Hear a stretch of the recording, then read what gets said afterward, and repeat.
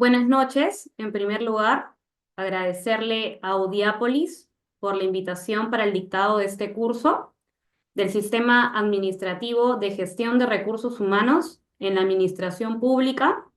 Quiero iniciar comentándoles la importancia del recurso humano, la importancia del talento humano. Tener nosotros mejores servidores en el Estado es igual a tener una mejora en el servicio público, una mejora en la calidad de los servicios públicos. Antes de iniciar propiamente con el sistema de gestión de recursos humanos, quiero contextualizar el tema de sistemas, porque en el Estado existen sistemas funcionales y también sistemas administrativos. Entonces, es muy importante poder entender primero qué cosa es un sistema. Sistema, la definición de sistema está definido en el artículo 43 de la Ley Orgánica del Poder Ejecutivo, más conocido como la LOPE. Nos dice, los sistemas son el conjunto de principios, normas, procedimientos, técnicas e instrumentos mediante los cuales se organizan las actividades de la administración pública, las cuales requieren ser realizadas por todas o varias entidades de los poderes del Estado, los organismos constitucionales y los niveles de gobierno. Se crean únicamente por ley y con opinión favorable de la PCM, ¿no? De la Presidencia del Consejo de Ministros. En buena cuenta, ¿qué cosa es un sistema? Son las reglas del juego que deben seguir las entidades de la administración pública cuando sus actividades son desarrolladas de manera transversal, ¿no? Quiere decir que son desarrolladas en todos los sectores, a todos los niveles de gobierno. Habiendo definido lo que son los sistemas, voy a hablar brevemente de los sistemas funcionales y luego ya de los sistemas administrativos, porque nuestro sistema de gestión de recursos humanos justamente se sitúa en los sistemas administrativos del Estado. Pero de igual forma, vamos a comentar un poco sobre los sistemas funcionales. Los sistemas funcionales del sector público tienen por finalidad asegurar el cumplimiento de una política pública de carácter transversal. Hay que tener en cuenta que tiene que ser de carácter transversal. Por ejemplo, una política pública que tenga que ver directamente con el sector agricultura no es una política pública de carácter transversal, pues esta política va dirigida directamente a ese sector y a las instituciones que dependen de ese sector. ¿Qué es una política pública transversal? Por ejemplo, una política pública de gestión ambiental que todas las entidades tienen que implementar. Por ejemplo, vemos mucho en las entidades que vemos que ahora ya no se pueden utilizar, por ejemplo, los focos, esos focos fuertes, ¿no? Sino ahora tienen que ser los focos LED. ¿Esto a qué obedece? Justamente a una política pública transversal que tiene relación con gestión ambiental. Estos sistemas funcionales se encuentran establecidos en una normativa que justamente le he puesto en la diapositiva, que después les vamos a alcanzar para que ustedes puedan visualizarlo y tenerlo a la mano, ¿no? Estos sistemas funcionales están establecidos en el Decreto Supremo 97/2022, se crean por ley y están a cargo de un ente rector. Aquí he situado algunos, bueno, todos los sistemas funcionales, no vamos a hablar de todos, solamente lo he colocado en la diapositiva para que ustedes lo puedan ver. Como les comenté, ¿no? El Sistema Nacional de Gestión Ambiental, que obedece justamente a las políticas públicas transversales en relación a ello, ¿no? Otro ejemplo, además de los focos, estos ahorradores LED, que están, que las entidades están obligadas ahora a adquirirlos, ¿no? También tenemos, por ejemplo, lo que tiene que ver con gestión de recolección de residuos sólidos, ¿no? Digamos que también es una política de gestión ambiental de manera transversal y que todas las entidades deben desarrollarla e implementarla. Dentro de estos sistemas funcionales también tenemos uno muy importante y que es bastante conocido, ¿no? El Sistema Nacional de Gestión de Riesgo de Desastres, cuyo ente rector es la presidencia del Consejo de Ministros, no PCM. Entonces, ¿qué ejemplo tenemos ahí? Dice, defensa civil es tarea de todos. ¿Quiénes implementan esa política pública?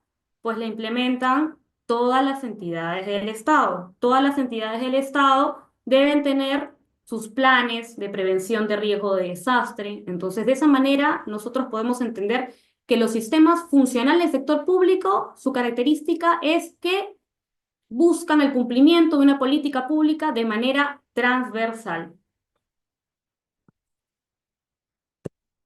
Acá tenemos otros sistemas funcionales. Debemos tomar en cuenta que si bien el decreto supremo que mostré al inicio, el 97/2022, establecía 32 sistemas funcionales, sin embargo en el 2024 se ha incorporado uno, que es este que está aquí, Sistema Nacional para la Integración de la Persona con Discapacidad. Entonces ya no tenemos 32 sistemas funcionales, sino tenemos 33 sistemas funcionales. Continuando con la explicación, ya sabemos que existen los sistemas funcionales que buscan el cumplimiento de políticas públicas transversales y ahora vamos a entrar propiamente a los sistemas administrativos del sector público. Los sistemas administrativos, ¿qué finalidad tienen? Regular la utilización de los recursos en las entidades de la administración pública, promoviendo la eficacia y eficiencia en su uso. ¿Eso qué quiere decir? Que se cumplan de manera adecuada, ¿no?, la eficacia, pero también con la menor cantidad de recursos posibles, que es la eficiencia en su uso. También se crean por ley y están a cargo de un ente rector, que es la autoridad técnica normativa a nivel nacional de esos sistemas administrativos. Los sistemas administrativos son 11. Ahí tenemos el de abastecimiento, cuyo ente rector, ¿no?, la Dirección General de Abastecimiento, que pertenece al MEF. Tenemos el sistema administrativo de presupuesto público. Tenemos el sistema administrativo de tesorería, que está a cargo como ente rector la Dirección General de Tesorería Pública, ¿no?, que también pertenece al Ministerio de Economía. Tenemos el sistema administrativo de endeudamiento público, ¿no?, la capacidad de endeudamiento del Estado, a cargo de la Dirección General de Tesorería Pública, que también pertenece al MEF. El sistema administrativo de contabilidad, ¿no?, cuyo ente rector es la Dirección General de Contabilidad Pública, también del MEF.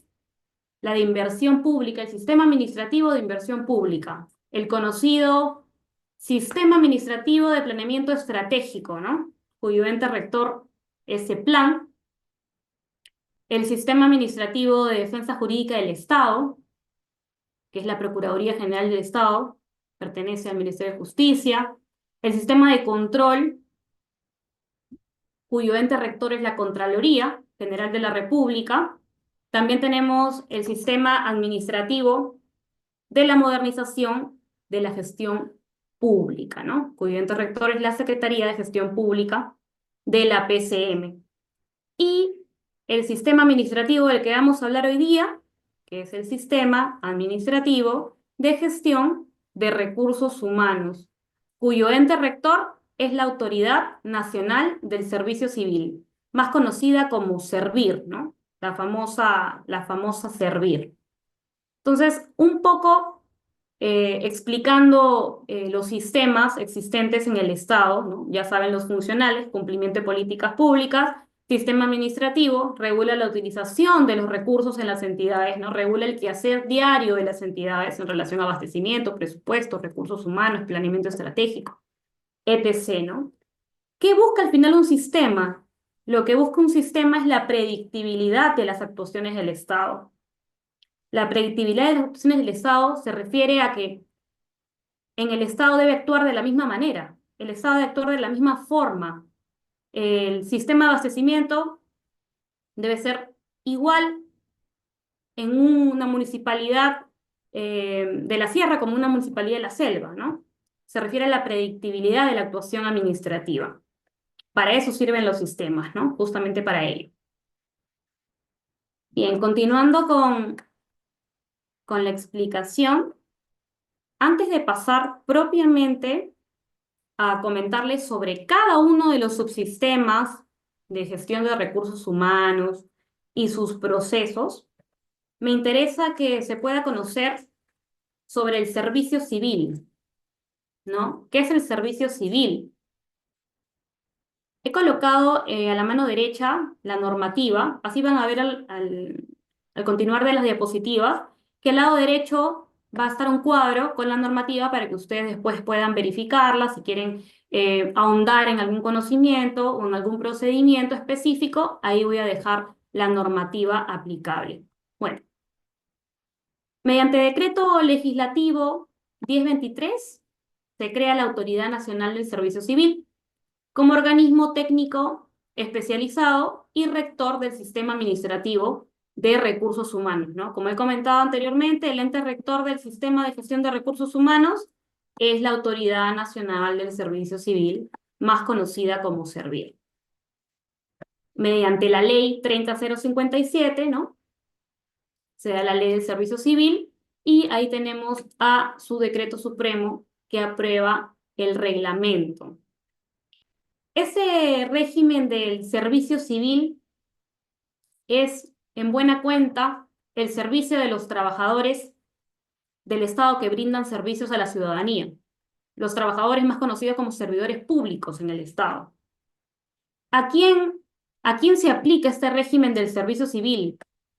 A entidades del Poder Ejecutivo, incluyendo ministerios, organismos públicos, al Poder Legislativo, Poder Judicial, gobiernos regionales, gobiernos locales, organismos a los que la Constitución y las leyes confieren autonomía, entidades y organismos, proyectos, programas del Estado, cuyas actividades se realizan en virtud de potestades administrativas, ¿no? Y que están sujetas a normas de derecho público, ¿no? Este es el alcance de este régimen del servicio civil, ¿no? Perteneciente a la ley del servicio civil. ¿Y quiénes no están comprendidos en este régimen? No están comprendidos los trabajadores de las empresas del Estado, el Banco Central de Reserva del Perú, el Congreso de la República, entre otros que están en la diapositiva. Bien, es importante entender que la Ley del Servicio Civil y su normativa, su reglamento, tiene dos partes. Vamos a separarlo así. Tiene un libro 1 y un libro 2. El libro 1 son las normas comunes que se aplican a todos los regímenes y entidades. Como comenté, a todas las entidades que se encuentran en el cuadro azul. Sin embargo, el libro 2, que dice del régimen del servicio civil, esta normativa se aplica cuando ya la entidad ha transitado al régimen del servicio civil propiamente. Continuando con la explicación, es importante abordar la situación actual de la gestión del personal en el Estado. Actualmente, en una entidad pública, nosotros podemos encontrar personas que son CAS, ¿no? Los conocidos CAS, que pertenecen al Decreto Legislativo 1057, ¿no? Los de Contrato Administrativo de Servicios. También hay personal que pertenece al Decreto Legislativo 728, ¿no? Ley de Productividad Laboral. También personas que pertenecen al Decreto Legislativo 276, ¿no? De la carrera administrativa, y propiamente en algunas entidades que ya han transitado, los que pertenecen a la Ley de Servicio Civil. Y aunado a ello, aunado a estos trabajadores, con esos regímenes laborales comentados, tenemos también a los locadores de servicio, ¿no? Locadores de servicio que en toda entidad existe, ¿no? No conozco ninguna entidad que no esté exenta de este desorden de los regímenes laborales existentes, ¿no? Y que no cuente con locadores de servicio. Hasta la misma Autoridad Nacional del Servicio Civil lanza convocatorias CAS, ¿no? Muy aparte de las propias de la Ley de Servicio Civil. ¿Qué ocasiona esta situación actual de tanto desorden, de tantos regímenes laborales en el Estado? Lo que ocasiona es distintos derechos y deberes, distintas remuneraciones cuando hay similares funciones. Por ejemplo, ¿no? Un operador de limpieza pública, un operador de limpieza pública que pertenece al decreto legislativo de la 728 en una entidad puede estar ganando entre 2.000, 3.000, más o menos, soles al mes, incluyendo obviamente sus beneficios que ya ellos tienen ganado por pacto colectivo, por negociaciones y todo lo demás. A diferencia de un trabajador operador de limpieza que pertenece al decreto legislativo CAS, cuyo monto puede oscilar 1.200, 1.300, tienen las mismas funciones, exactamente las mismas funciones dentro de una entidad. Sin embargo, al pertenecer a un régimen laboral distinto, uno al CAS, uno al 728, esto origina que existan disparidad, ¿no? Que hay una diferencia y una inconformidad en los trabajadores del Estado, ¿no? Justamente por estas distintas remuneraciones, ¿no? Y también afecta en lo que tiene que ver con la permanencia, ¿no?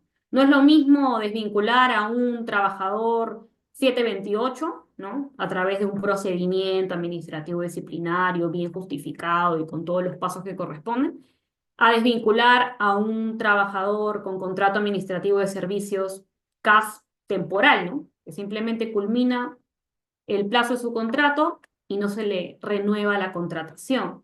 Y la norma lo especifica de esa manera. Entonces, hay muchas diferencias en el personal que se encuentra trabajando en el Estado, ¿no?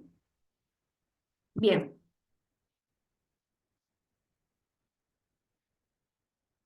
hay que tener en cuenta que la ley del servicio civil organiza a los servidores del Estado, los organiza en diferentes grupos de servidores. Están los funcionarios públicos, están los directivos públicos, los jefes, los gerentes, ¿no? Los servidores civiles de carrera y los servidores de actividades complementarias. ¿Bien? ¿Qué hace el funcionario público? Un ejemplo de funcionario público, un gerente municipal en una municipalidad distrital. Él es un funcionario público. ¿Qué hace él?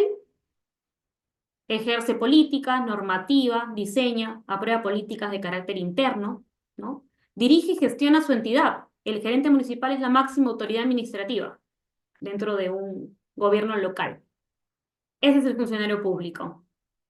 Luego tenemos al directivo público, que también tiene funciones de organización y dirección. Ahí justamente están los jefes, ¿no? Jefe de contabilidad, el jefe de recursos humanos, el jefe de tesorería, el gerente de administración, el gerente de presupuesto. ¿Qué es lo que hace? Vela por el logro de los objetivos asignados y supervisa el logro de las metas de sus servidores que están bajo su cargo, ¿no? El servidor civil de carrera. El servidor civil de carrera, ¿qué cosa realiza? Las actividades que están directamente vinculadas con los objetivos institucionales de la entidad, con los objetivos principales de la entidad. Y el servidor de actividades complementarias realizan funciones de soporte justamente a estos servidores civiles de carrera, ¿no? A directivos públicos. Un tema más manual, operativo. Por ejemplo, ¿quiénes serían los servidores de actividades complementarias? Un operario de residuo sólido, un apoyo administrativo dentro de una oficina, ¿no? Un poco para que puedan entender los tipos de servidores, los grupos de servidores de acuerdo a la ley del servicio civil.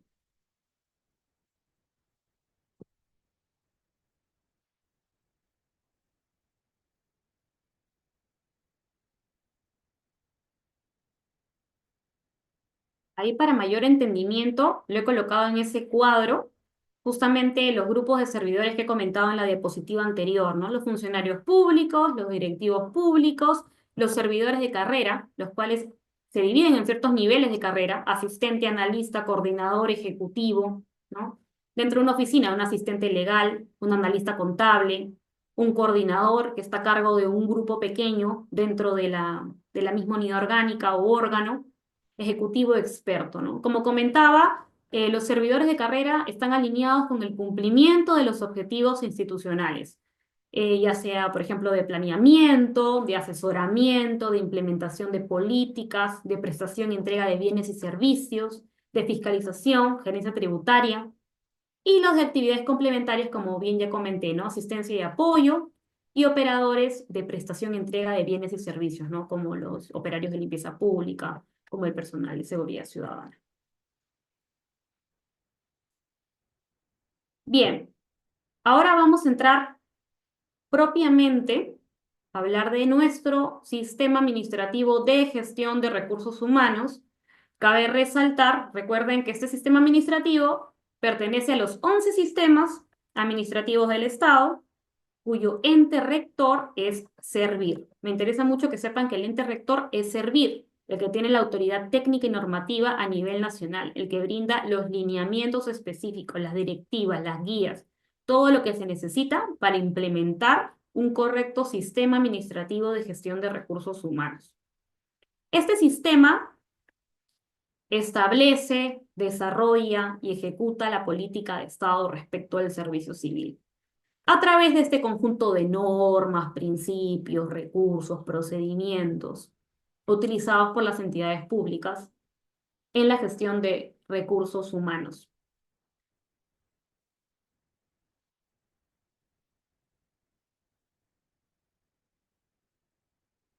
Bien, quiero comentarles la importancia de este sistema de gestión de recursos humanos. Yo considero, en realidad, no porque soy especialista en recursos humanos, sino porque realmente considero que este sistema es uno de los más importantes del Estado. Porque, ¿de qué nos sirve tener un excelente sistema de abastecimiento? En el caso lo tuviéramos con toda la normativa específica, los procedimientos claros, todo perfecto. ¿De qué nos, de qué nos bastaría tener un sistema correcto si no tenemos las personas profesionales, los servidores, el talento humano que pueda ejecutar justamente esos sistemas de manera eficiente y eficaz, ¿no?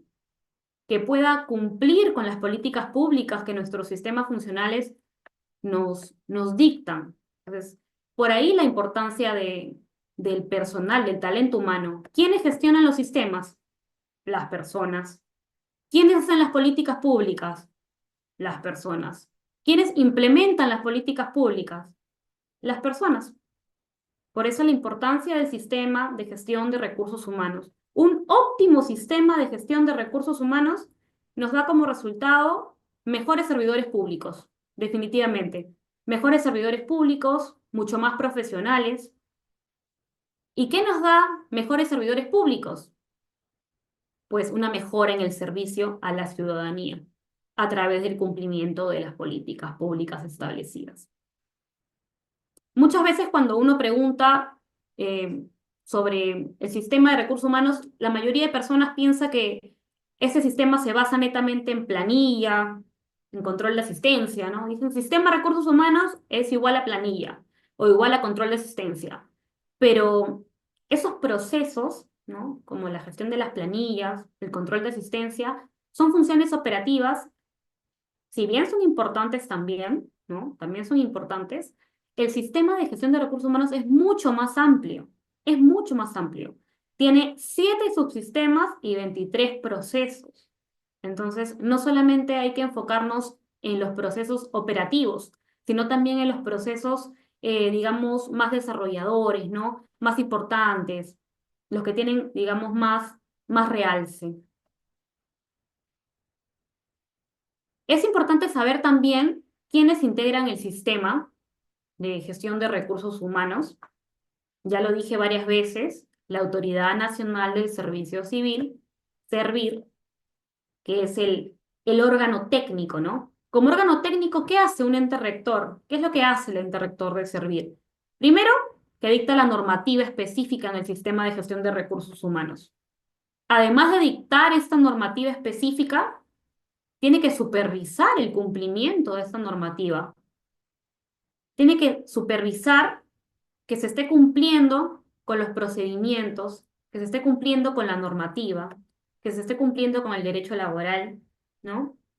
Y además no solamente debe supervisar, debe asistir también, porque como órgano técnico, Servir justamente es el que le corresponde brindar la asistencia técnica a las oficinas de recursos humanos de quien lo requiera, ¿no? justamente para poder implementar correctamente sus subsistemas de recursos humanos y sus procesos. Por ahí va la importancia del ente rector. Entonces, el ente rector, en resumen, ¿qué hace? Dicta normativa, supervisa y asiste, brinda asistencia técnica. Luego tenemos a las oficinas de recursos humanos, que son las que implementan la normativa que dicta el ente rector, básicamente, la que operativiza la normativa dictada, ¿no? A través de procedimientos y lo que corresponde. El Tribunal del Servicio Civil, si bien pertenece a Servir, es un órgano con independencia técnica que tiene por función la resolución de las controversias individuales que se susciten al interior del sistema. Constituye última instancia administrativa, el Tribunal del Servicio Civil. Quiero dar un ejemplo aquí. A ver, digamos que yo soy una trabajadora en una municipalidad, ¿bien?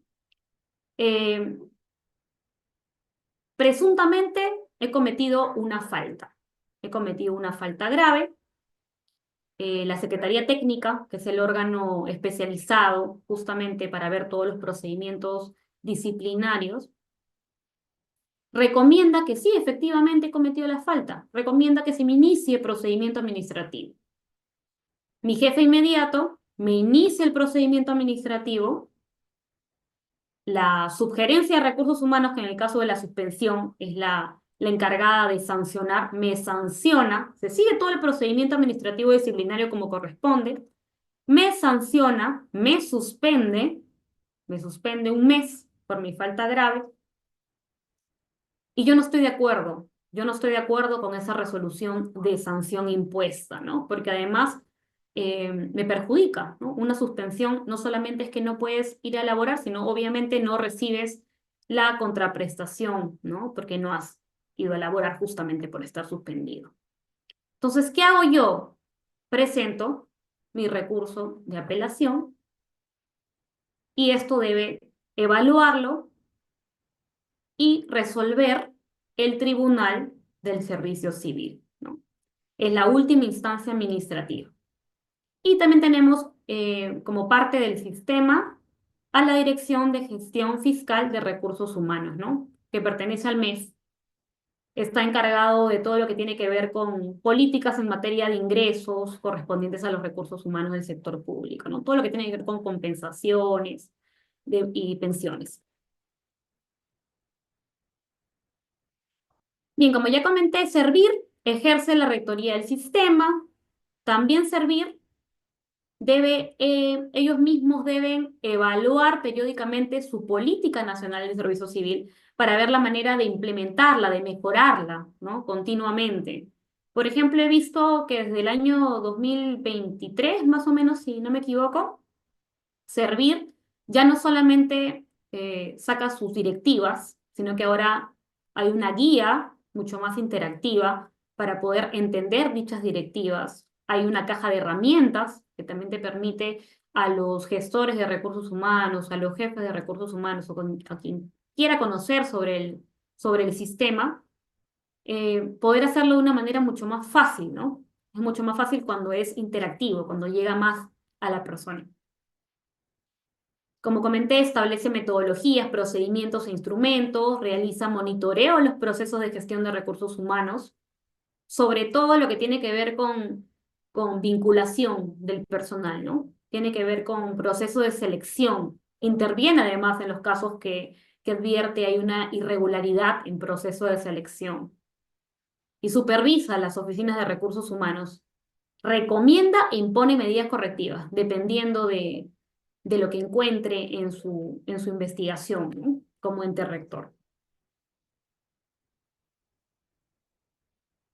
Sabemos que las oficinas de recursos humanos son las responsables de operativizar el sistema de gestión de administración de gestión de recursos humanos. Las oficinas de recursos humanos están en los 3 niveles de gobierno, ¿no? Gobierno nacional, gobierno regional, gobierno local. Esas son las materias de competencia que tiene el Tribunal del Servicio Civil: acceso al servicio civil, evaluación y progresión de la carrera, régimen disciplinario, que fue el ejemplo que comenté hace un momento, ¿no? Tú puedes elevar tu recurso de apelación al Tribunal del Servicio Civil cuando no estás de acuerdo con el mismo, y el término de la relación de trabajo. Este cuadro, quiero que lo vean bien, por favor. Quiero que lo vean bien, porque aquí está todo el sistema de gestión de recursos humanos. Completamente todo el sistema. Tómense un momentito para verlo bien.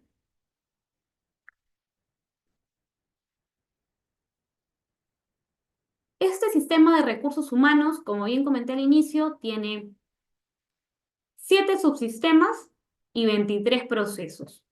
Pueden visualizar, ¿no? El subsistema 1, que dice planificación de políticas de recursos humanos, ¿no? Estrategias, políticas y procedimientos, planificación de recursos humanos. Este primer subsistema es importantísimo porque es el punto de partida, digamos, para toda la implementación del sistema de recursos humanos. Porque a través de una correcta planificación de las políticas, los procedimientos que corresponden, es que se pueden implementar correctamente los procesos de este sistema administrativo. Creo que alguien está escribiendo en el chat. A ver, un momentito.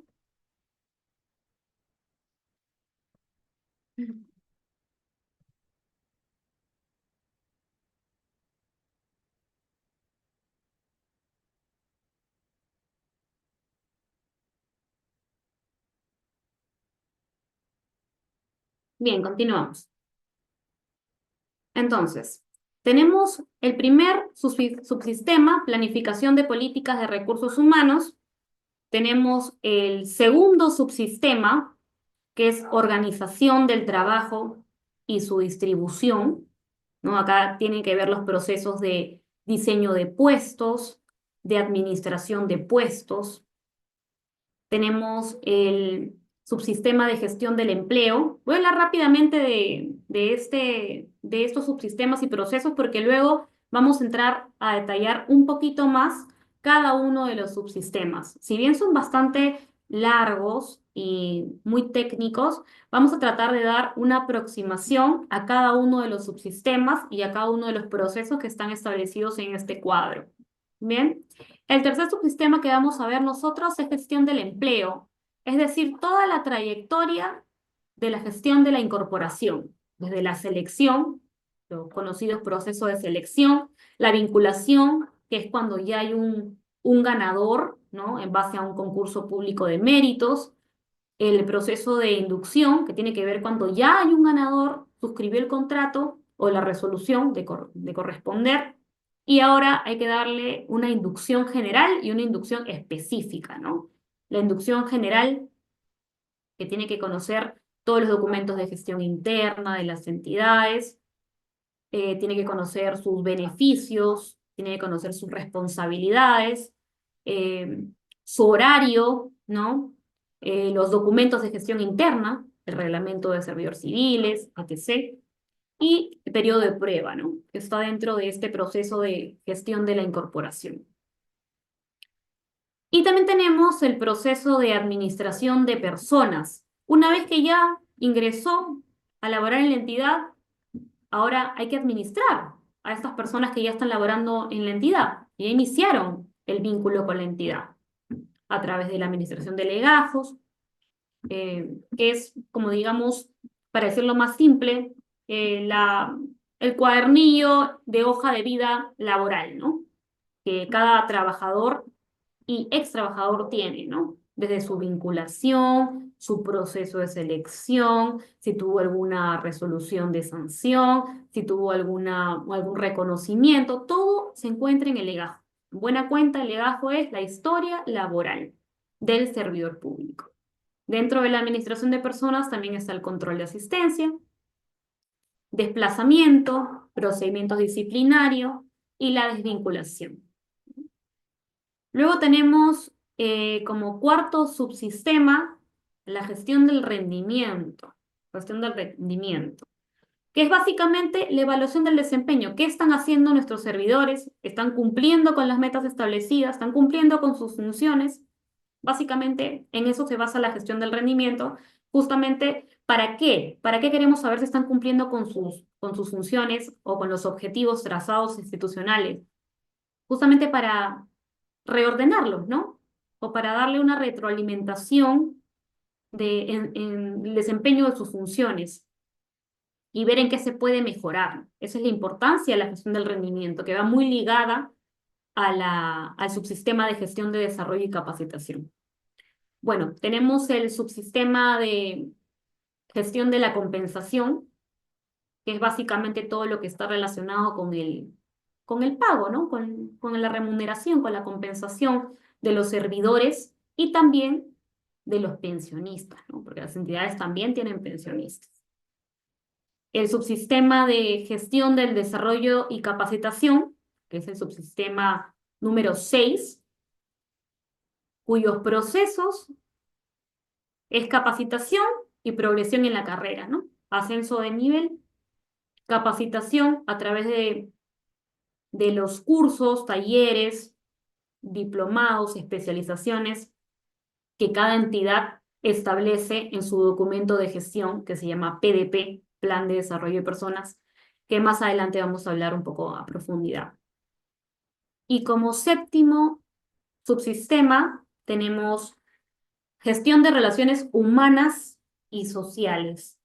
Acá están las relaciones laborales individuales y colectivas, ¿no? Las relaciones que tiene la entidad con los sindicatos, ¿no? Las negociaciones colectivas, a través de la ley 3188, su reglamento, el proceso que tiene que ver con seguridad y salud en el trabajo, que está relacionado al cumplimiento de la normativa en seguridad y salud, ¿no? El reglamento de seguridad y salud en el trabajo, a los planes de seguridad y salud, a la capacitación en materia de seguridad y salud, a contar con un comité que supervise la seguridad y salud de los trabajadores, que implemente mejores políticas.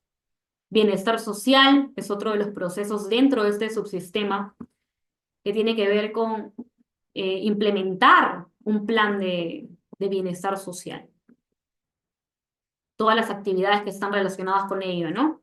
Actividades del Día de la Madre, actividades por el Día del Trabajador, actividades de reconocimiento, ¿no? Que va muy ligado con el proceso de cultura y clima organizacional también. Y no menos importante, el proceso número 23, que es el de comunicación interna, ¿no? ¿Cómo llegan las entidades públicas a tu trabajador? ¿Qué tipo de niveles de comunicación e implementación de esta comunicación tiene, ¿no? Bueno, esta diapositiva la voy a dejar aquí, igual es a modo de referencia, ¿no? He colocado, están todos los subsistemas y procesos, simplemente que han sido definidos de una manera más sencilla, ¿no? Igual lo dejo ahí para que ustedes puedan revisarlo luego. Ahora vamos a entrar a cada uno de los subsistemas. Quiero que se sitúen en este cuadro. Si bien este cuadro es amplio porque tiene todos los subsistemas y tiene todos los procesos, vamos a continuar solamente con el cuadro pequeño, que es este, que tiene los 7 subsistemas, ¿no? El que está subrayado es el subsistema que vamos a conversar. Planificación de políticas de recursos humanos. He colocado a la mano derecha todas las resoluciones de presidencia ejecutiva que están relacionadas con estos procesos dentro del subsistema para que ustedes lo puedan visualizar luego. Esta planificación de políticas de recursos humanos lo que busca es organizar la gestión interna de recursos humanos. Como lo mencioné al inicio, eh, es ordenar la casa, ¿no? Dictar las políticas, las directivas, los lineamientos que correspondan para una correcta implementación de todo el sistema de gestión de recursos humanos. Es la planificación de la política de recursos humanos. ¿Qué se espera? ¿Qué productos esperados tenemos dentro de estos procesos?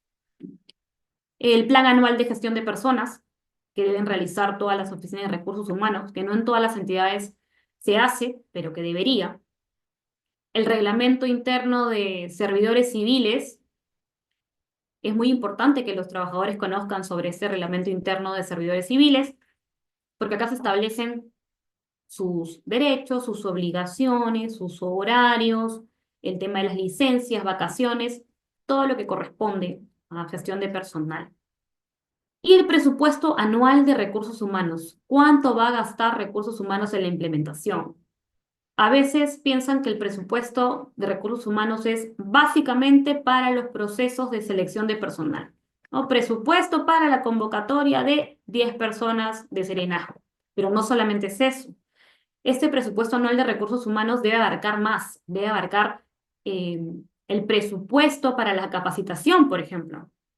Para la capacitación, muchas veces, y me ha pasado en algunas entidades, que no asignan presupuesto para capacitación.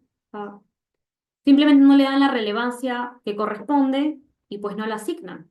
Entonces, es importante tener en cuenta que el presupuesto anual de recursos humanos debe ser de manera total, ¿no? No solamente para un subsistema o un proceso específico como selección de personal, sino también para capacitación, para implementación de gestión de rendimiento, para la mejora del clima organizacional, para todo ello, ¿no?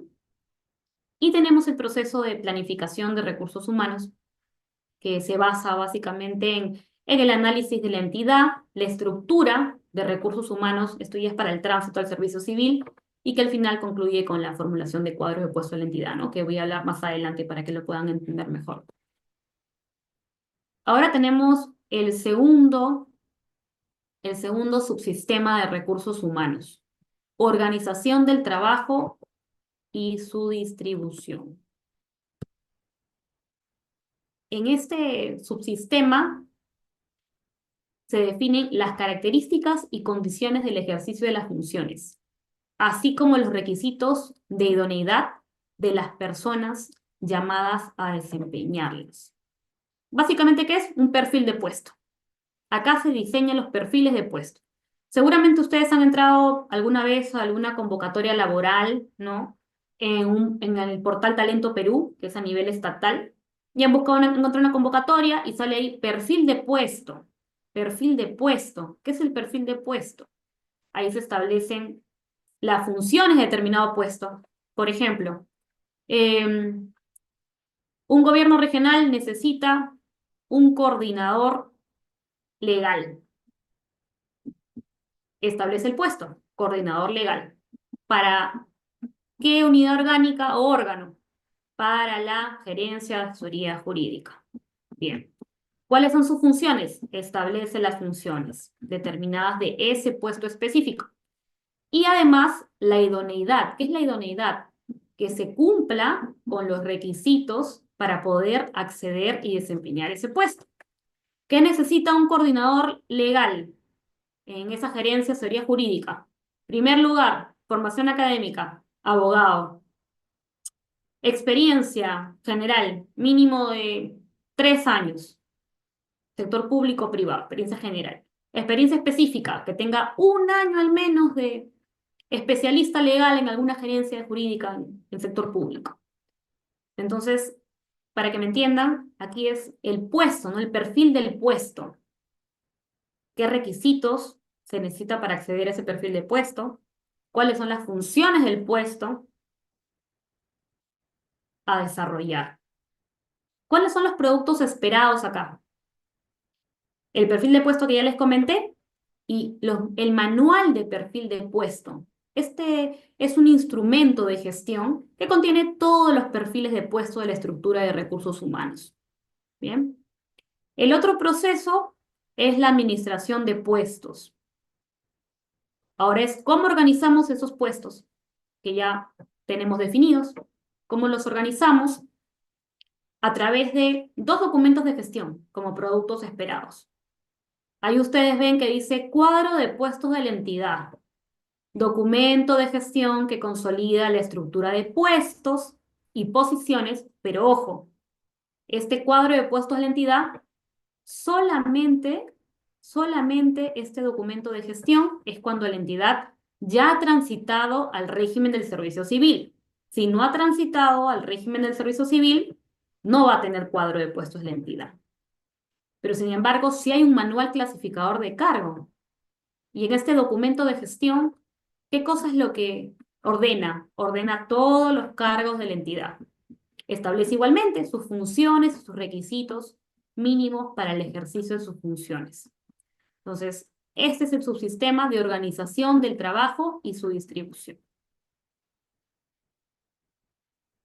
Ahí como les comentaba, ¿no? El cuadro de puestos de la entidad, que es el que está en verde, se elabora en la tercera etapa del tránsito a la ley del servicio civil. Es decir, las entidades que no han transitado no van a tener cuadro de puestos de la entidad. Y este cuadro de puestos de la entidad lo que hace es subsume el CAP y el PAP, que son otros dos documentos de gestión, que es cuadro para asignación de personal, que es el CAP, que tiene todos los cargos y la estructura orgánica, y el PAP, que es el dinero, el presupuesto asignado a ese cargo.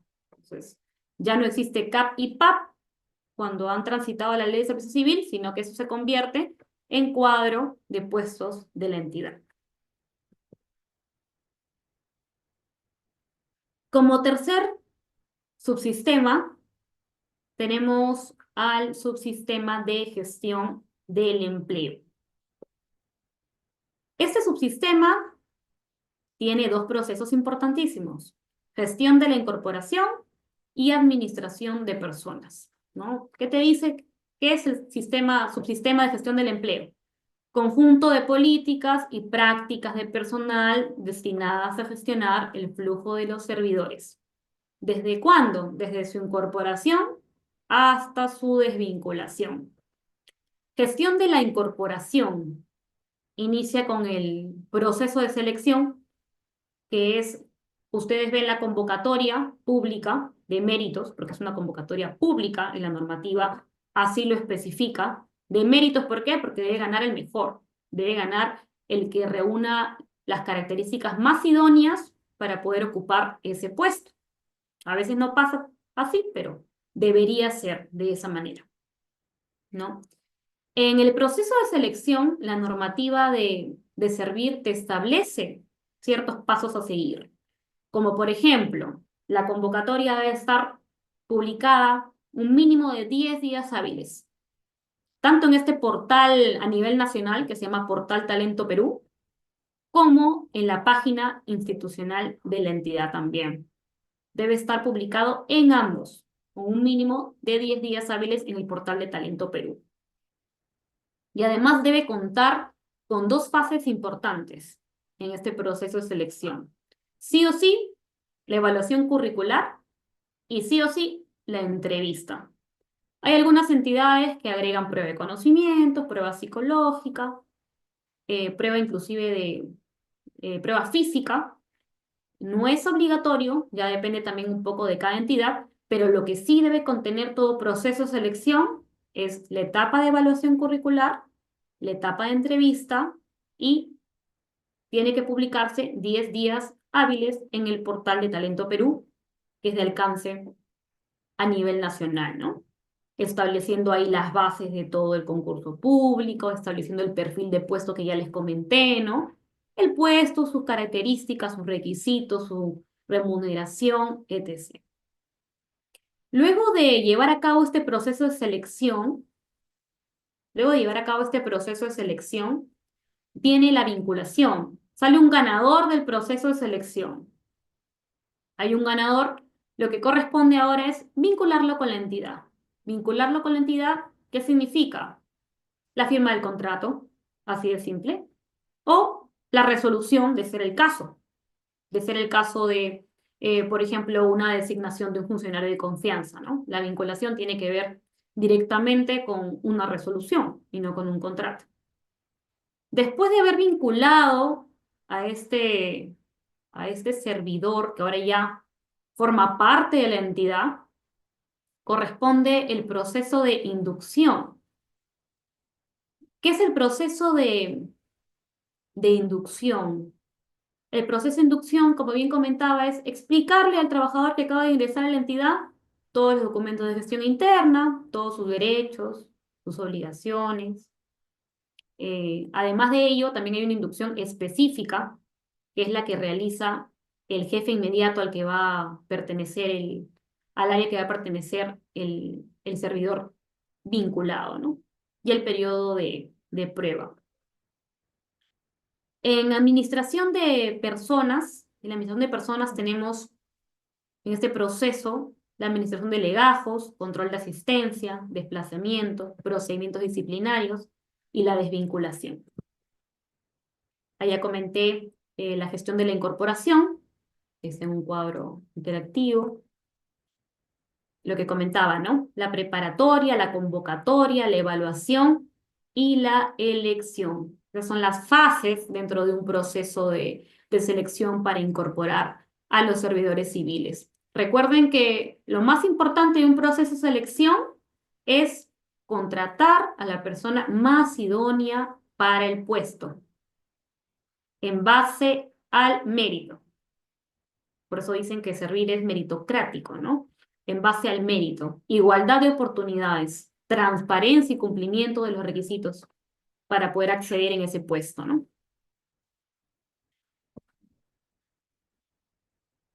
Ahí tenemos un poco del detalle del proceso de inducción, ¿no? Función de socialización y orientación del servidor civil que se incorpora a la entidad, que busca integrar simplemente al servidor que acaba de iniciar su vínculo con la entidad, integrarlo, adaptarlo a la entidad y al puesto al que se va a desarrollar, ¿no?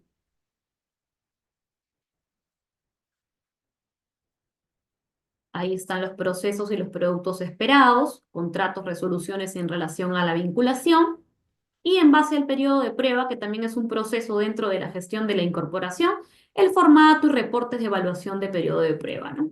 Y actas de retroalimentación también. Ahí tenemos detallados los procesos que están relacionados a la administración de personas, que tiene que ver con la administración de legajos, como comenté, la historia laboral del servidor, ¿no? Ya sea en digital o en físico, algunas entidades lo tienen en digital ya.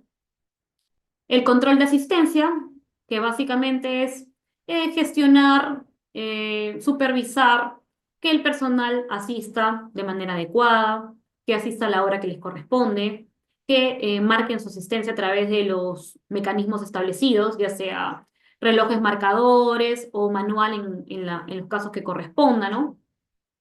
El rol de vacaciones también está dentro de este proceso, el cual tiene que ser aprobado máximo en noviembre de cada año, en el que se establecen las vacaciones de todos los servidores de todos los regímenes laborales. El registro de licencias y los permisos. Eso está dentro del proceso de control de asistencia. También tenemos el proceso de desplazamiento, tiene que ver con todos los tipos de desplazamiento dentro de una entidad, ya sea rotación, destaque, designación, encargo de funciones y comisión de servicios. Y la desvinculación cuando corresponde la extinción, ¿no? del vínculo laboral del servidor. Por ejemplo, una resolución de desvinculación de cese por límite de edad cuando un servidor perteneciente al decreto legislativo de la 276 ya tiene los 70 años, entonces corresponde su desvinculación por límite de edad. Dentro de la administración de personas, tenemos también a los procedimientos disciplinarios. Los procedimientos disciplinarios son tres. Vamos a dividirlos así. Son tres. Amonestación, suspensión y destitución. Va del más leve al más grave, siendo el más leve amonestación y el más grave destitución. La sanción de amonestación puede ser verbal o puede ser escrita. Cuando la sanción de amonestación es verbal, no es necesario que esté enmarcado dentro de un procedimiento administrativo disciplinario. Simplemente la efectúa el jefe inmediato en forma personal y reservada, ¿no? Es decir, un ejemplo, ¿no? Yo como trabajadora me encuentro realizando mis funciones y me quedo dormida en el ejercicio de mis funciones.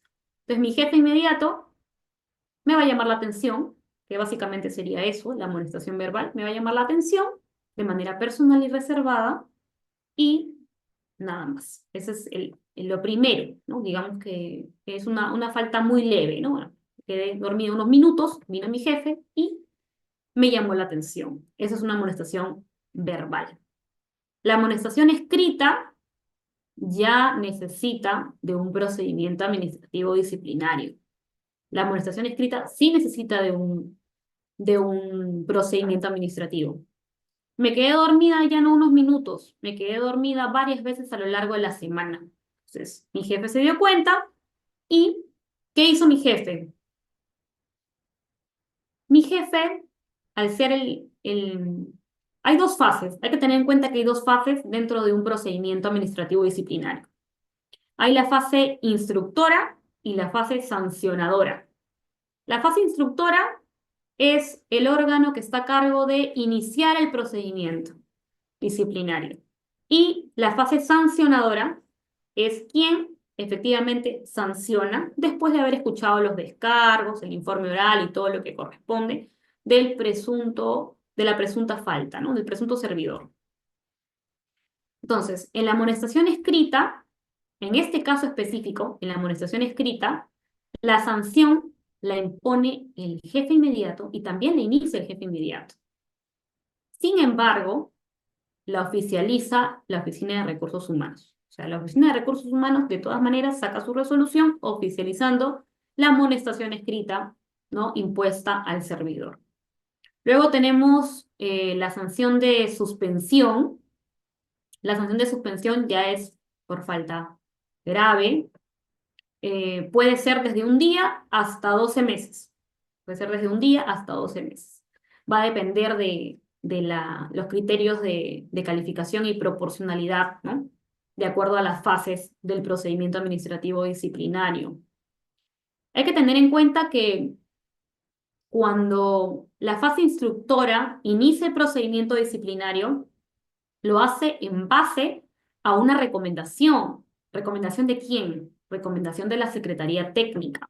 La Secretaría Técnica de Procedimientos Disciplinarios es un órgano que todas las entidades públicas tienen, un órgano técnico especializado que se encarga de evaluar el caso, de recomendar el inicio o no del procedimiento administrativo disciplinario y calificar la presunta falta, ¿no? Entonces, para ponerlo a modo de ejemplo, pasa que yo como trabajadora falté un día al trabajo, no avisé, no justifiqué, falté un día al trabajo. Mi jefe inmediato, yo sí pertenezco a la gerencia de asesoría jurídica, mi jefe inmediato, es decir, el gerente de asesoría jurídica, comunica este hecho a la Oficina de Recursos Humanos o directamente también puede ser a la Secretaría Técnica, ¿no? El tema es que llega a la Secretaría Técnica. La Secretaría Técnica evalúa el caso y determina que corresponde un día de suspensión por haber faltado, 2 días de suspensión por haber faltado sin justificación y de no haber cumplido con mis labores. Entonces, en atención a ello, la Secretaría Técnica emite su informe, que le llaman informe de precalificación, y indica, no recomiendo el inicio del procedimiento disciplinario. ¿Y qué pasa? La fase instructora, es decir, el jefe inmediato, el gerente de asesoría jurídica, que sería mi jefe inmediato en este ejemplo, tiene que iniciar el procedimiento administrativo disciplinario con una resolución. Saca una resolución y dice, en atención al informe de precalificación de la Secretaría Técnica, inicio el procedimiento administrativo disciplinario, ¿no? Ahí ya corresponderán mis descargos correspondientes, diré A o B, por qué falté, etc. Luego de esa fase instructora, donde ya me iniciaron el procedimiento administrativo disciplinario, vamos a la fase sancionadora. ¿Quién sanciona los casos de suspensión? Quien sanciona es la Oficina de Recursos Humanos. Ellos son los encargados de sancionar. Entonces, llega el expediente con los descargos y con todo ya, ¿ok? Y la Oficina de Recursos Humanos es quien va a decir, sí, efectivamente, la suspendo 2 días o puede atenuarlo. Quizás la suspendo un día, pero si lo va a atenuar, la fase sancionadora, que en este caso sería recursos humanos, tiene que ser obviamente debidamente justificado, porque si la Secretaría Técnica, que es el órgano técnico, me recomienda la suspensión, la fase instructora, o sea, el jefe inmediato, me indica el inicio del procedimiento administrativo disciplinario, colocando una suspensión de 2 días, y yo como fase sancionadora voy a disminuirlo a uno, tengo que justificarlo por qué. Tengo que justificarlo por qué. Se puede atenuar, mas no se puede incrementar la posible sanción. Y bueno, recursos humanos es quien emite la resolución de sanción, en este caso de suspensión, ¿no? Como dije, puede ser desde un día hasta puede ser 12 meses. Y el tipo de sanción más grave, que es destitución. Destitución es la separación definitiva de la entidad. Y además de eso, el servidor queda inhabilitado para poder seguir laborando en el Estado.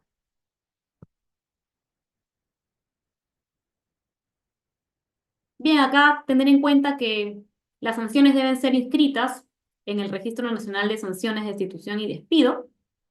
Como producto esperado tenemos los informes y las resoluciones de determinación de responsabilidades, lo que comentaba, ¿no? Las resoluciones de sanción.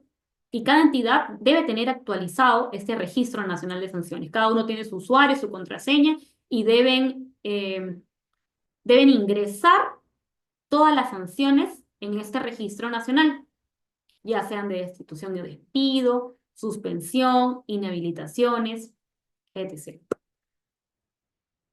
Luego tenemos el cuarto subsistema. Tenemos el cuarto subsistema, que es gestión de rendimiento. Gestión de rendimiento. ¿Qué es la gestión de rendimiento? Identifica, reconoce y promueve el aporte de los servidores civiles a los objetivos y metas institucionales, así como evidencia las necesidades requeridas por aquellos para mejorar el desempeño de sus puestos. ¿Qué está buscando la gestión de rendimiento? Que los profesionales puedan tener un mejor desempeño en sus puestos, que realmente estén cumpliendo con sus actividades y funciones, que estén apoyando en el logro de los objetivos institucionales, ¿no? Eso es lo que busca. ¿Cómo yo puedo verificar que este servidor esté cumpliendo con los objetivos, que esté cumpliendo con las funciones encomendadas a través de metas? ¿Qué son las metas? Son una expresión cuantificable que representa el aporte esperado de los servidores a los objetivos de sus áreas de trabajo. Y esto se establece en un formato que Servir también lo da a través de sus lineamientos. Ahí hay un cuadro interactivo sobre este subsistema. Este subsistema. Tenemos el ciclo de la gestión de rendimiento. Tiene 3 etapas la gestión de rendimiento: planificación, seguimiento y evaluación. Cabe resaltar que en cada una de estas etapas es muy importante las acciones de retroalimentación que se tiene con los servidores. Acuérdense que en la gestión de rendimiento hay evaluadores y evaluados, ¿no? Evaluadores y evaluados. ¿Quiénes participan en la implementación de este subsistema? Servir como ente rector, el titular de la entidad, las oficinas de recursos humanos, los evaluadores, evaluados y el comité de evaluación sigue. ¿Qué van a evaluar? A través de las metas. Aspectos observables y verificables que permitan valorar el desempeño del servidor. Por ejemplo, a Vanessa le establecieron en su meta de gestión de rendimiento como especialista legal la proyección de 4 lineamientos de recursos humanos. Y en la meta se establecen 4 lineamientos de recursos humanos. Esa es mi meta anual. Entonces, ¿cómo van a evaluar mi desempeño? Justamente viendo el cumplimiento de estos instrumentos, ¿no? De estos lineamientos. Además, es importante saber que la gestión de rendimiento hay una segmentación. Se segmenta por funcionario, directivo, ejecutor, mando medio y operador de asistencia. Acá tenemos un poquito más, de manera más explayada, los segmentos de los servidores civiles que están previstos en este subsistema, que es gestión de rendimiento. El funcionario, que puede ser un gerente, ¿no? Un gerente general, un gerente municipal, por ejemplo, en gobierno local. El funcionario solamente va a ser evaluador, no va a ser evaluado por nadie, porque no hay nadie que lo pueda evaluar a él. Él va a ser evaluador. ¿Evaluador de quién? Va en cascada. Evaluador de los directivos.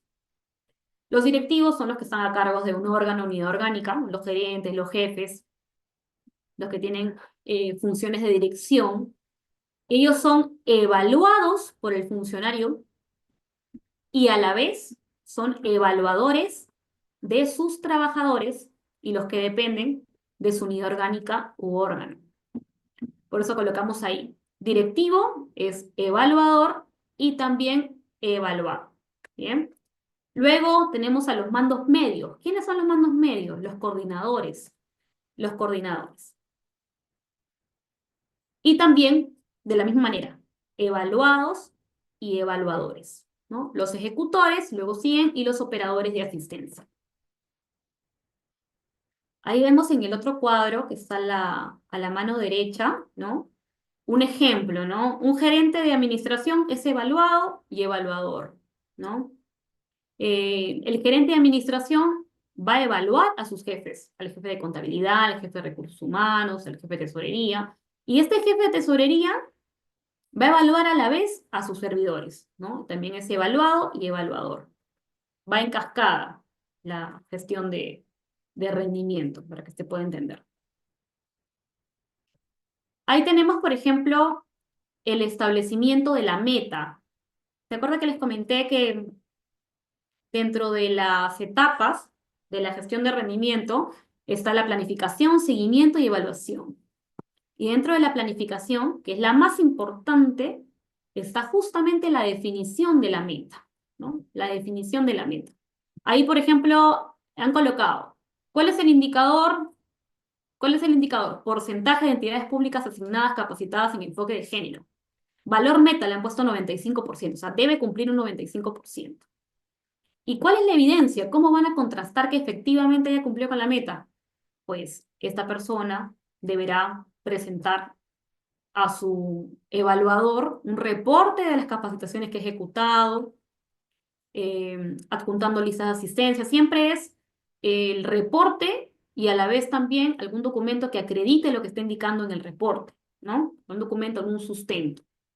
Y además establecen plazos, porque dentro de la gestión de rendimiento hay etapa de retroalimentación y de seguimiento al evaluado.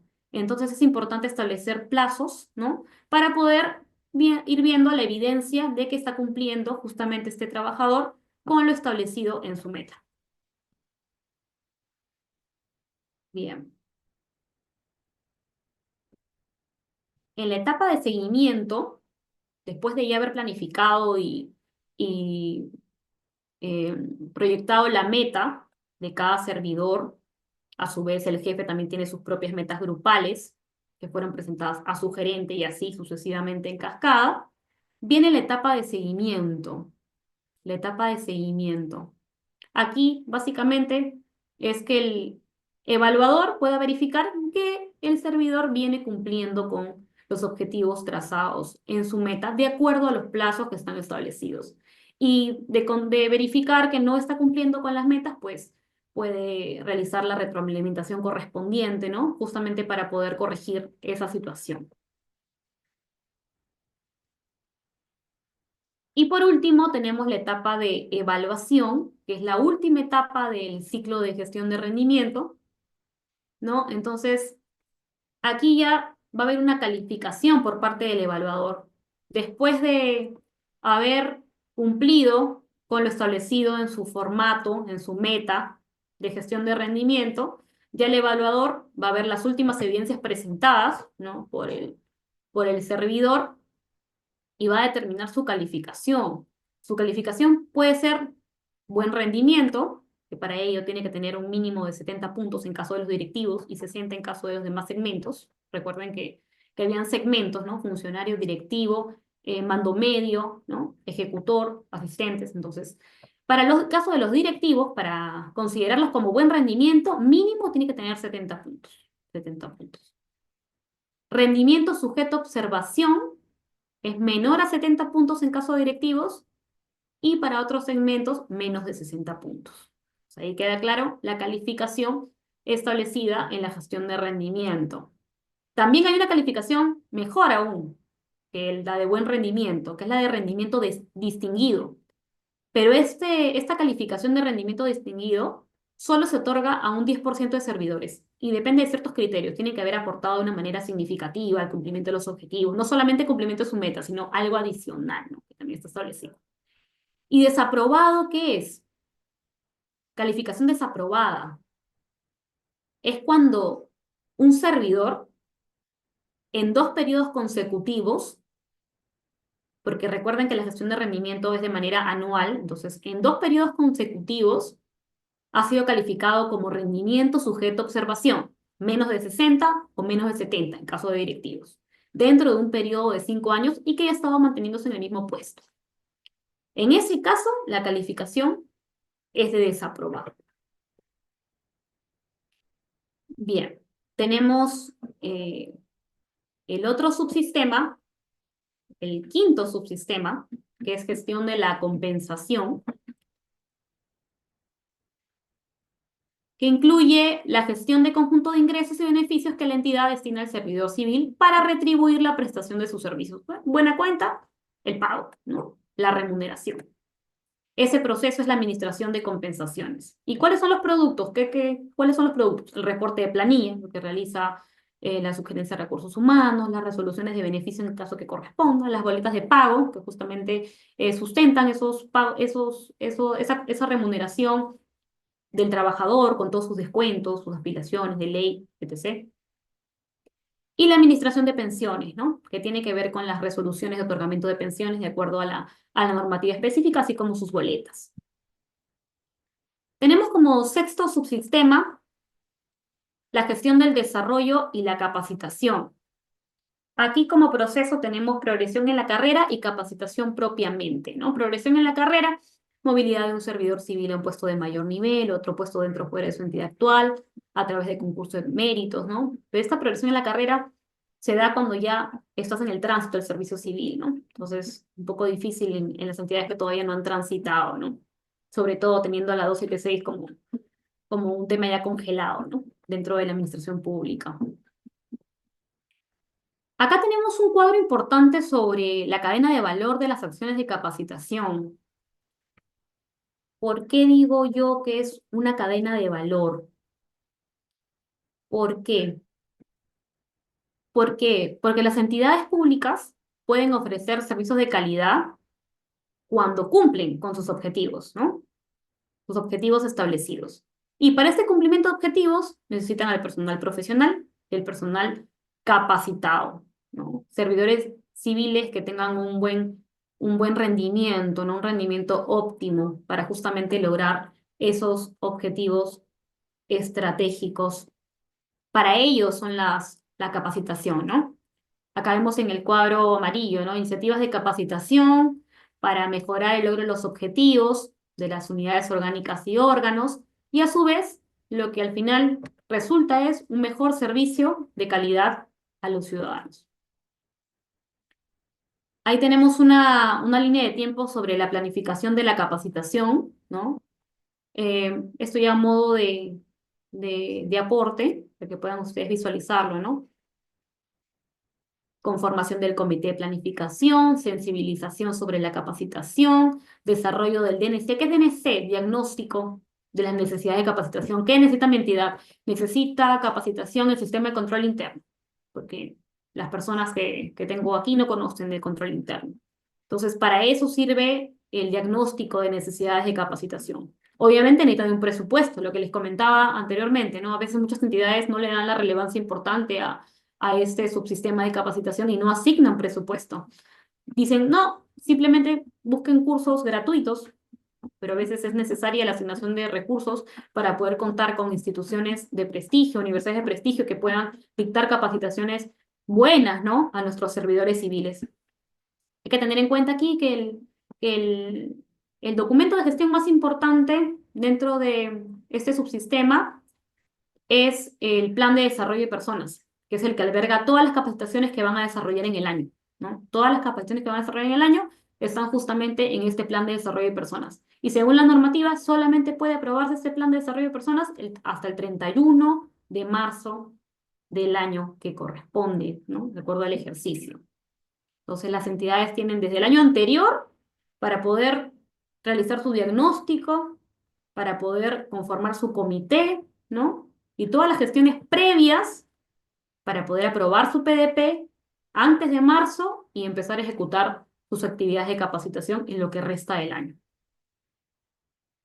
Esa es la importancia del plan de desarrollo de personas.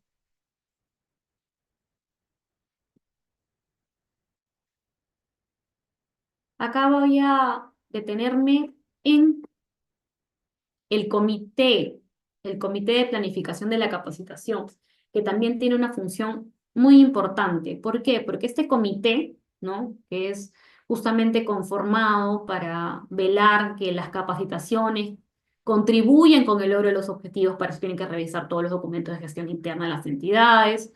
Además, valida el PDP, ¿no? Si bien la Oficina de Recursos Humanos es la que realiza la proyección del PDP, del Plan de Desarrollo de Personas, quien debe validarlo es este comité, ¿no? Este comité debe validarlo previa aprobación del titular, ¿no? Y también evalúa las modificaciones que correspondan. ¿Quiénes conforman el comité? Obviamente recursos humanos, que es la unidad orgánica técnica, ¿no? En relación a este subsistema de recursos humanos. Eh, Preside el comité. También hay un responsable de planeamiento como miembro del comité, representante de alta dirección y un representante de los servidores civiles. Es decir, también dentro del comité hay un servidor civil, un servidor civil. Para ello, previamente ha habido todo un proceso de elección de este servidor civil, tanto titular como suplente, para que pueda formar parte de este comité de planificación de la capacitación. Por último, tenemos el séptimo subsistema, que es gestión de relaciones humanas y sociales. Gestión de relaciones humanas y sociales. ¿Qué comprende aquí? Comprende las relaciones que se establecen entre la organización y sus servidores civiles en torno a las políticas y prácticas de personal. Aquí tenemos como primer proceso, tenemos las relaciones laborales individuales y colectivas. Aquí está, por ejemplo, lo que tiene que ver con las negociaciones colectivas a nivel estatal, ¿no? El registro de los pliegos de reclamo, de los convenios colectivos, el registro de los sindicatos en base a la normativa laboral específica actual. También tenemos el proceso de seguridad y salud en el trabajo, que enmarca en realidad aquí todos los documentos de gestión que tienen que ver con seguridad y salud en el trabajo. Acá está el plan de seguridad y salud en el trabajo, está el plan de capacitación en materia de seguridad y salud en el trabajo, está el registro de accidentes en relación a seguridad y salud, está la matriz hiper, ¿no? Y todo lo que tiene que ver con la normativa de seguridad y salud en el trabajo. Es importante resaltar que dentro de este proceso de seguridad y salud en el trabajo, el comité de seguridad tiene un valor muy importante.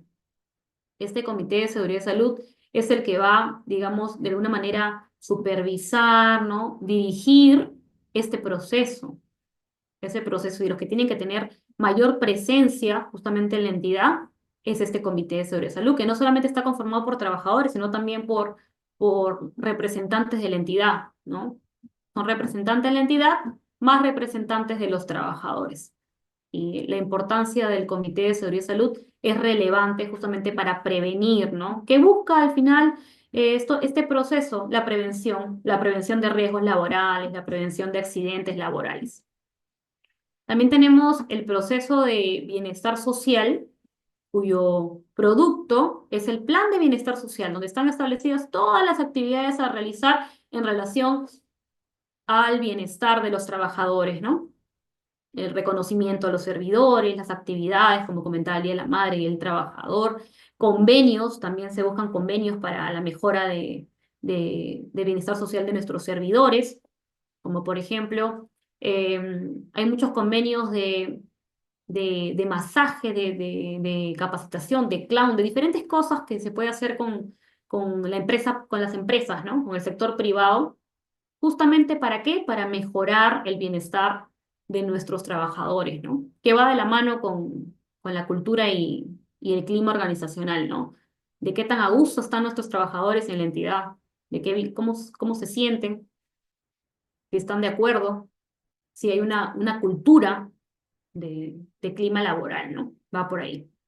Y el proceso de comunicación interna, que también es importante porque no es importante establecer canales de comunicación idóneos de la entidad hacia sus trabajadores. Es importantísimo para poder trasladar justamente toda esta información, todos estos documentos de gestión que sirven para la implementación y la mejora de la entidad. Entonces, este plan de comunicación interna es relevante, ¿no? Es importante que exista en toda entidad pública, ¿no? Que está a cargo de la Oficina de Recursos Humanos. Yo quería mostrar este diagnóstico.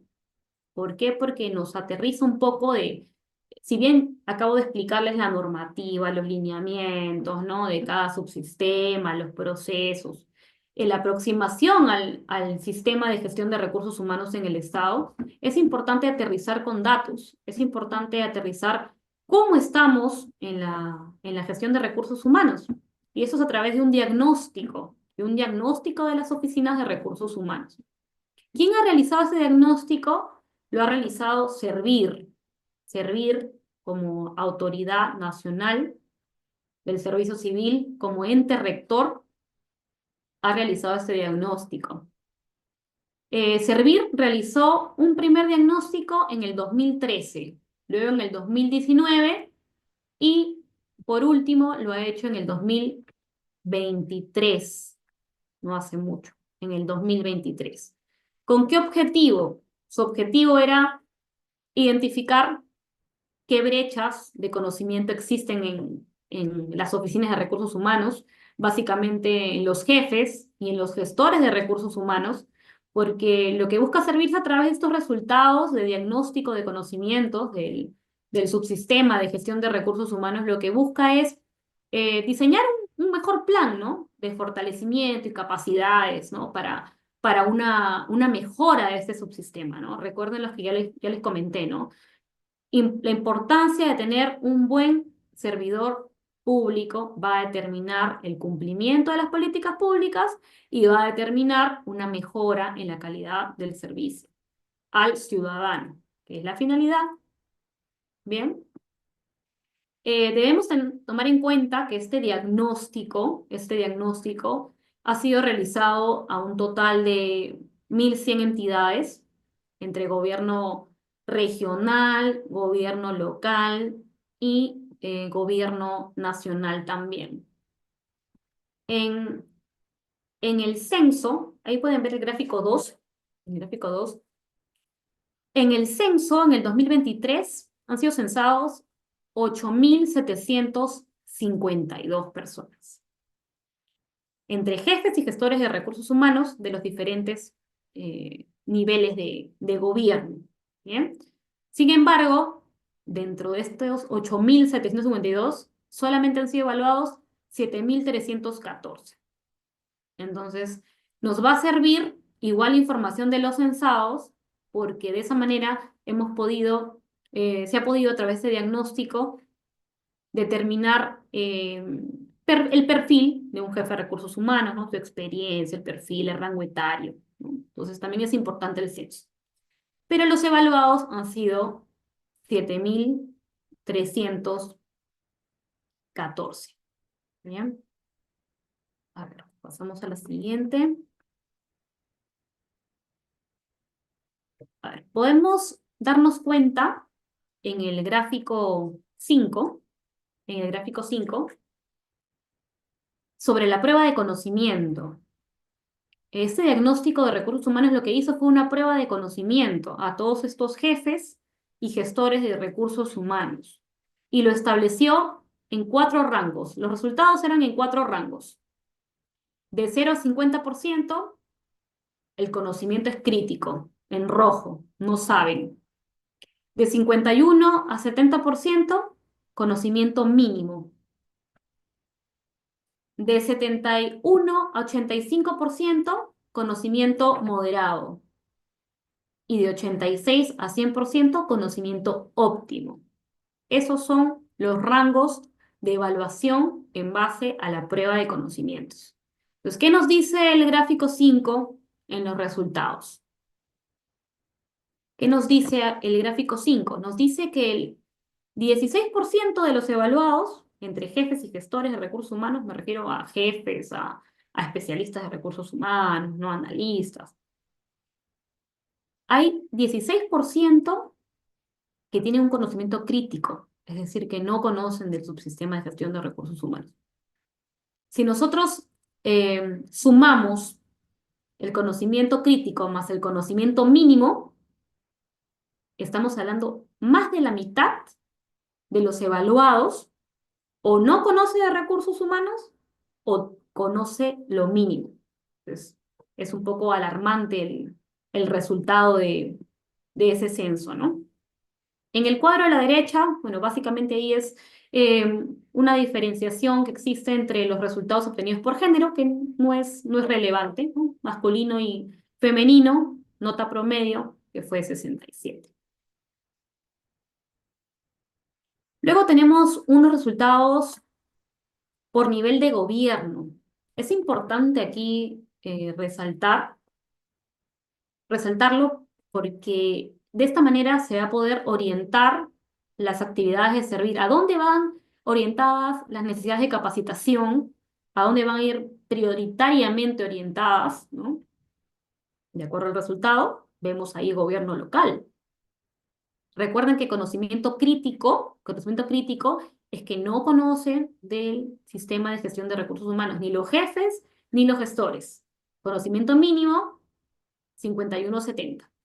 Vemos que en el gobierno nacional no conocen de recursos humanos 11%, regional 19%, local 31%. 31% de gestores y jefes de recursos humanos no conocen sobre el sistema de gestión de recursos humanos, que es la oficina especializada, la encargada de implementar todas las normativas y los lineamientos dictados por el ente rector. Y se visualizan en el gobierno local, 31% no conoce y 45% conoce lo mínimo. Es una cifra bastante alta, ¿no? 45 más 31. Bastante alta en realidad.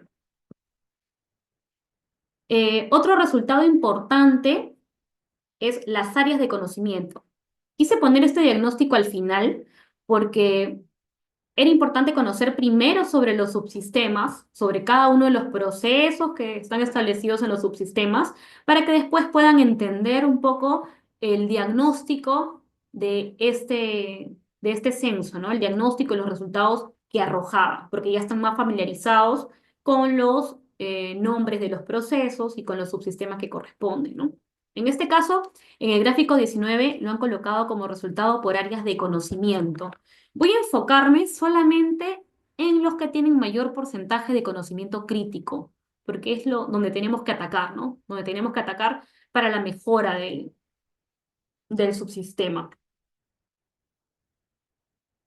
Vemos en el cuadro que el proceso de diseño de puestos, ¿se acuerdan que conversamos sobre el diseño de puestos y la administración de puestos, perfiles de puesto? Dentro del subsistema de organización del trabajo, 47% de los evaluados tienen conocimiento crítico. Estamos hablando casi de la mitad.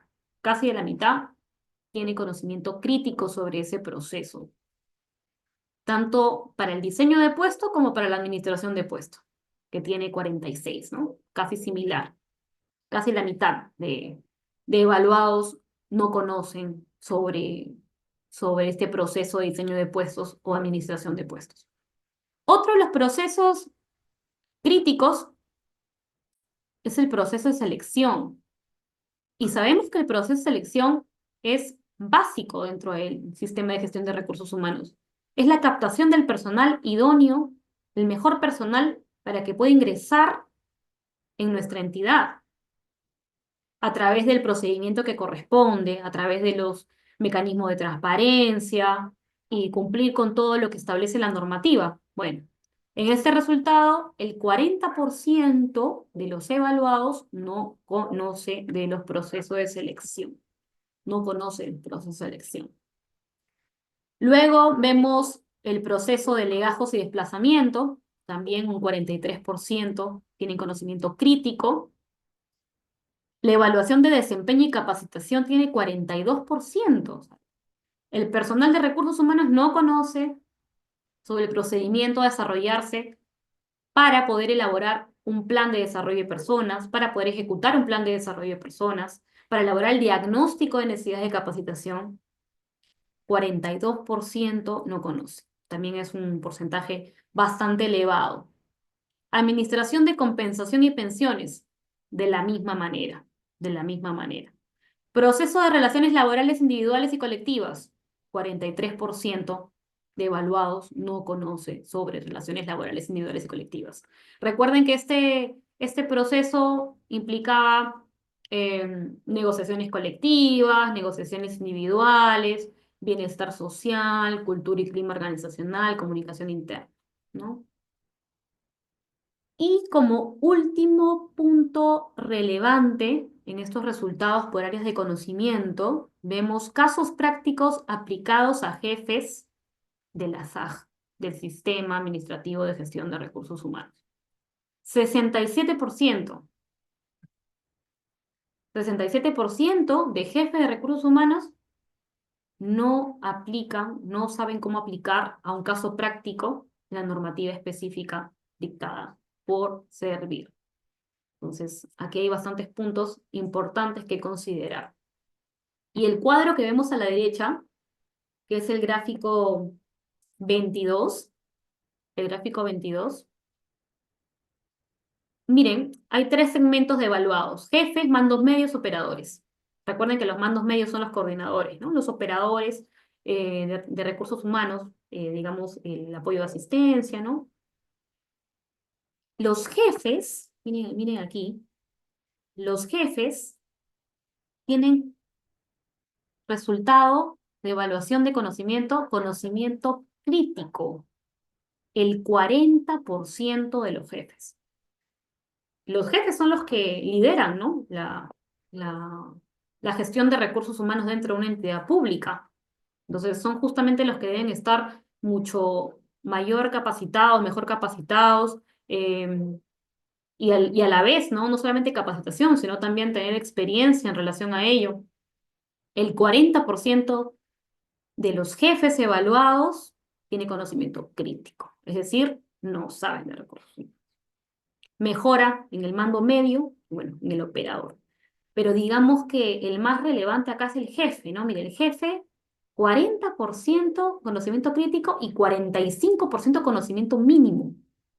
O sea, estamos hablando del 85% de jefes evaluados de recursos humanos o no sabe o sabe lo mínimo. Entonces, aquí hay un aspecto que considerar, que es muy importante. Después de la prueba de conocimiento dentro de este diagnóstico, lo que hicieron fue también hacer una encuesta, ¿no? Un poco para tener la percepción de los gestores, de los jefes de recursos humanos. ¿Qué dijeron ellos? ¿Qué limitantes se encuentran en la implementación en los sistemas de gestión de recursos humanos? Como punto uno, y el principal, porque es 39%, dicen: no se dispone de recursos técnicos o presupuestales. Yo creo que tiene que ver más con un tema de presupuesto. Creo que tiene que ver más con un tema de presupuesto, porque, bueno, en el Estado Sabemos que tenemos serios problemas presupuestales, ¿no? Y justamente se busca la eficiencia, ¿no? Que es la consecución de los logros con la menor cantidad de recursos posibles, ¿no? Entonces, tiene sentido. El segundo punto, que no existen directrices o lineamientos que orienten la gestión de los procesos del subsistema. Yo creo que aquí ha mejorado bastante el ente rector servir en relación a ese punto, ¿no? Debe haber sido en atención a este diagnóstico, porque justamente después del 2023, me parece, empezaron a incorporar herramientas, guías de implementación de cada uno de los subsistemas. Entonces, no solamente era la directiva, ¿no? Con toda la normativa, no, sino la guía, la implementación, videos interactivos. Entonces, un poco seguramente a raíz del resultado de este diagnóstico. El 24% dice la carga de trabajo actual no permite abordar iniciativas en la materia. Cierto, cierto, cierto, cierto. La sugerencia de recursos humanos es muchas veces minimizada, digamos, de alguna manera que, como decía, ¿no? A veces piensan que recursos humanos netamente es pagar planillas, asistencia y sancionar, ¿no? Pero tiene 7 subsistemas, de los cuales hay 23 procesos y cada uno tiene sus propios lineamientos, sus propios procedimientos, su propia normativa. Entonces, es bastante detallado. Eso que le hemos tocado ahora de manera muy sucinta, pero como les digo, ¿no? La carga de trabajo es fuerte en las sugerencias de recursos humanos. Es cierto. Y bueno, el 16 que dice la normativa muy rígida o no se adapta a la realidad de la entidad. Entonces, como conclusiones de este diagnóstico, me interesa mucho que ustedes puedan tener las conclusiones de este diagnóstico. En el censo fue que se pudo visualizar el personal de recursos humanos que ya tenía, si tenían experiencia o no tenían experiencia, ¿no? Entonces, dentro de los resultados, se verificó que los jefes y gestores de las oficinas de recursos humanos predomina un rango etario de 18 a 37 años. Bien, la mayoría cuenta con estudios universitarios y tienen mucha experiencia general, superior a 10 años. Entonces, digamos que en relación al perfil del gestor y los jefes de recursos humanos, el rango etario es bueno, la experiencia también es amplia y la mayoría tiene estudios universitarios. Sin embargo, ¿qué pasa? ¿Por qué los resultados del diagnóstico en relación a la prueba de conocimientos? Quizás aquí lo que falta es la especialización en los puestos de trabajo, ¿no? La especialización, la capacitación en estos gestores, en estos jefes de recursos humanos. Otro de los resultados del diagnóstico es que los esfuerzos están en las funciones más operativas y administrativas.